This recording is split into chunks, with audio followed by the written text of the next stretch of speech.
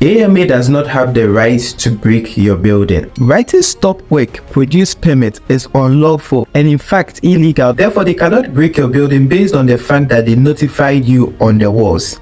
Let's get deeper into the laws so you understand this.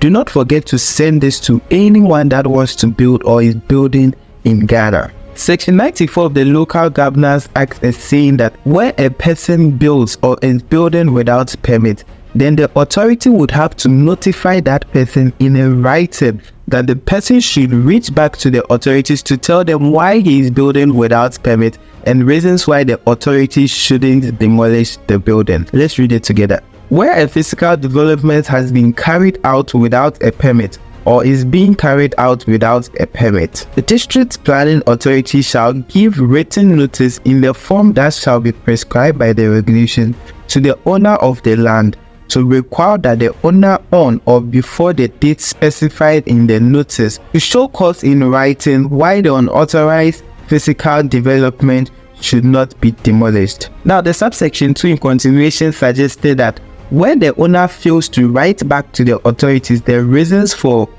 putting up a building without a permit, then the authorities would have the right to break the building. Now, this is where it gets interesting. The law is saying that before they break our buildings, they need to notify us. Now, the notice we only receive is stop work, produce permits by AMA or by any municipal assembly. Now, the question is that inscription, which is stop work, produce permit, a lawful notice? No. According to the case of Eti Yeboah versus Infanteman Municipal Assembly, which was handled by Lawyer Nana Kofi Safu Kantaka, expressly suggested that the written notice the court demands or the written notice the law demands is that the authority needs to write on paper to the landowner and not on the wall. Therefore, writing on the wall and later breaking the building or demolishing the building is totally illegal. When you find yourself in this situation where your building has been demolished without a written notice to you, do not sit idle.